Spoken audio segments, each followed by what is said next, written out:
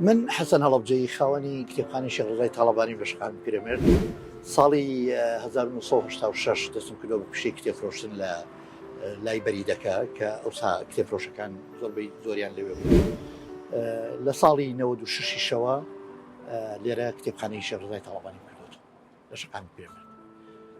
بە پێی ئەوەی خۆم ئاگادارم من کۆنترینم ئێستا لە دنیای کتێبفرۆشتنە، نەک وەک مەکتەبە. کاک سەلاحی مەکتەبەی ژیان لە پێش من کتێبخانەی هەبووە، بەڵام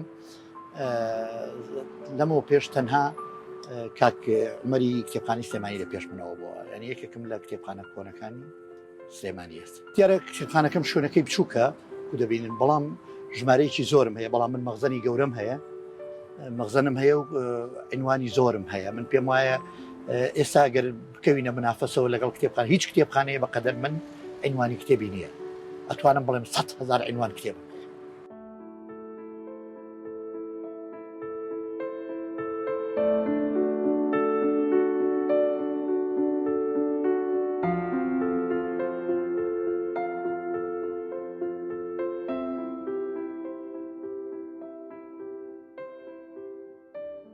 جاران خەڵ عشقی بۆ کتێب هەبوو، جاران خەڵ نانی نە ئەخوارد بۆ ئەوەی ئەویست کتێب بکڕێ، کتێب بکڕێ. مەسەن بۆ نمونە من لە سەرەتا یەکەم کتێب لە ژیانما کڕیومە و کتێبم جوانی هەڵەبجەی مامۆستا عەلی بێبەشە، ساڵی 1971 کڕیومە لە هەڵەبجە. ئەم کتێبە نرخەکەی ئێستاش لەسەرەتی 100 فلسی لەسەرە. من 20 دانە ڕۆژ پارەم کۆ کردەوە ئەنجا توانم کتێب.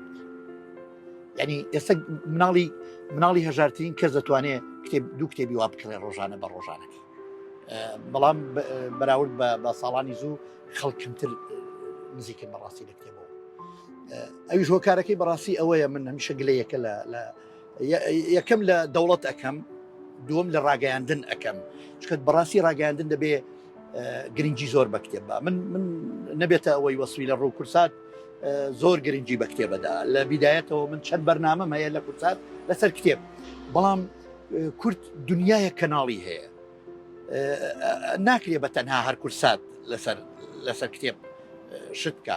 حەقە تەلەڤیزیۆنەکانی تریش ئەو بەرنامانەی بۆ نان خواردنی ئەەکەن، ئەو بەرنامانەی بۆ قسەی بەتاڵ و ئەوانەی ئەەکەن، حەقە بەرنامەش بۆ کتێب بکەن. وەڵڵا کاک محەممەد، تەمان من بە حکمی کتێبخانەکەم بە ناوی شێخ ڕزای تاڵەبانی و شێخ ڕزا بۆ خۆی مەزەری نوکتە و قسەی خۆش و ئەوانەیە، یعنی حەقە ئەوەندەی یادی هونەرمەندێکی لەگەڵ ڕێزم هونەرمەند زۆر گەورەیە، هونەرمەندێکی بیدایی پێنەبوو، مەسەلەن یعنی پێنەبوو مەبەستمەوەیە نە ئاوازدانەرە، نە شاعیرە، نە ئەوەیە، ئەوەندە گرنگی بەمانە ئەدرێ، گرنگی بە شێخ حەمەی خاڵ بدرێ، گرنگی بە مەلا عەبدولکەریم مدەڕیس بدرێ، گرنگی بە مامۆستا ئیبراهیم ئەحمەد بدرێ، گرنگی بە پیرەمێرد بدرێ، گرنگی بە شاعیر و ناودارەکانی کو، مەسەن بەرنامە لەسەر نالی بکرێ، بەرنامە لەسەر سالم بکرێ، بە گەنجی کورد لە تەلەڤیزیۆنەکانەوە خۆشەویستیان بۆ کتێب بۆ دروست بێت. ئەوە گرنگە.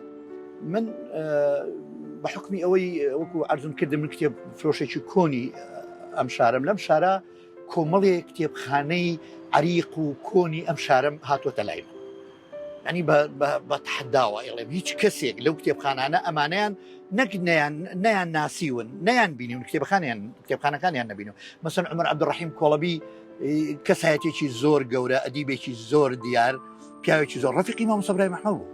لە 900 جا لە ناو کتێبەکانیان شتێکی زۆر جوان و دانسکە خۆزگەی سەلام وایە، شەهادەکەی جارێک لە کورساتی پیشانم ما، شەهادەکەی لە 933 ناجح الأول بووە لە پۆلی پێنجی سەرەتایی.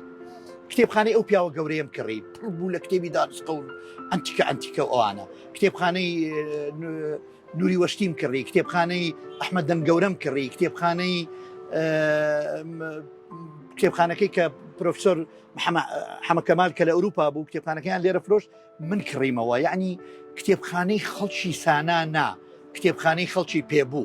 ئێستا من ئێستش لەم تەمەنەما کە ئەچمە سەر کتێبخانەی ماڵێکە بیکڕم، یەکسەر ئەزانم ئەم کتێبخانەی ماڵێکە ئەدیبە، ینی خەڵکێکی سانانی هاوی نییە لە خۆی و کتێبی کڕی بێ لە بازاڕ و نەیزانی بێ چی کڕی بێ. مەسەن من کتێبخانەکەی مامۆستا عەبدوڕەحیم کڕی، کتێبێکی تیا نەبوو بڵێم ئەم کتێبە بە کەڵک نایە، ئەمە زۆر گرنگە ئەم نقطەیە. جا دوجاریش جەنابی مام جەلال دیارە بیست بوویەوە کە من کتێبخانێکی ئاوا ئینم هەیەوانە کتێبخانەکەمی کڕیەوە. کتێبخانەکەمی کڕێ و نزیکی ئەو کاتە کتێبم کەم بوو. کتێبم کەم بوو نزیکی 4,000-5,000 کتێبێ بوو بردیان بۆی. بیرمێت کتێبی هەیکەلی زۆرتیا بوو محەممەد حەسەن هەیکل کە ئەو زۆر معجبی هەیکەل بوو. وێنەیەکی هەیە لە دینەکان بینیوتان لە کەناڵەکان وێنەکە لە پشسەری جەنابیەوە ئەوە ڕۆحیشاد بێ کینەکانی هەیکەلداندا ئەو کتێبانە من پێ بفرۆشتەوە. ئەو مەکتەبەی من بوو. ئەجا کتێبی دانسقشی زۆرتیا بوو کتێبەکان دامێ کە گێرش ماوە کە گێرش لەگەڵ خۆی بوو وتی ئاوا کتێبەکەی بەرز کردەوە پیشانی هێرشیا بوو توی هێرش ئەمە پڕەنگ لەمە تەمەنی مناڵە لە کوێی بۆ ئەمانە ئەمە کتێبانە ینی وتوی من ئەم کتێبە منیش نیمە ئەمە تیکەیتر کەس بەقەدەر من عاشقی کتێب نییە لە کووردا واقعەن واژ وتی ئەمەم نییە جا بۆ نمونەیەکی لەو کتێبە دانسخانێک کە لە کتێبخانەکەیە ڕۆحیشاد بێت بە ئەو فرۆشت کوردایەتەکەی خۆی ساڵی 59 لە سەیمانی بۆ ئۆفسێر ڕاکێشرا بوو ئەوم هین بوو مەسەلەن یەکێ لەو کتێبانە کە زۆر دانسخە بوو لەلام بیرەوەری شای ئێران لە لەندەن چاپ بوو ساڵی 58 لە لەندەن بە ئینگلیزی کەوتە لای ئەو کە فرۆشتم بە هاوڕێکی خۆمان ئەوڕێکەمان بە دیاری بۆ ئەوی برد یعنی وتی کە دامە دەستی وتی ئاوا ئەم دیوی کرد وتی من پێم و دوتم جنابی مام جەلال من بۆیە هەوڵم ماوە گەڕاوم کتێبێک بۆ دۆزمەوە کەس نەیبێ وتی وەڵڵاهی واقعەن ئەمە شۆڕش کەس نیەتی بەڵام ئەمە چۆن ئەم برادرە لە ئەویش هۆکارەکە ئەوە بوو من کتێبخانە عەریقەکانم کڕی بوو هۆکارەکە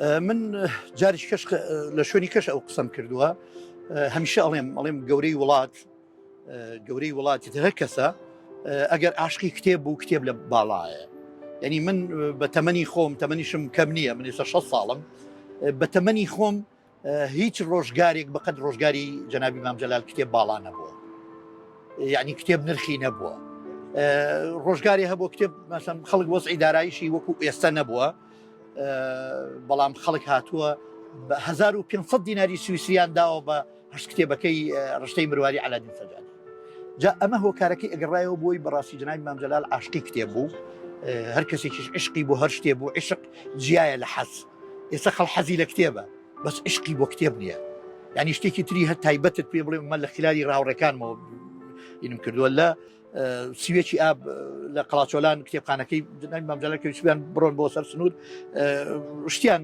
حیمایەکان جانتاکانیان جلوشتی وای کەوتی جلەکانتان فڕێ بدەن من جلتان بۆ کڕمەوە بەس کتێبەکانم با نەفەوتێ ئەو برادرە بۆ منی باس کرد وتی کاک حەسەن نامیلکەیەکی ئاو هامان بەجێ نەهێشت هەموویمان برد کتێبخانەکەی مام جەلال وتی ئەلحەمدوللا کتێبەکانی نەفەوتن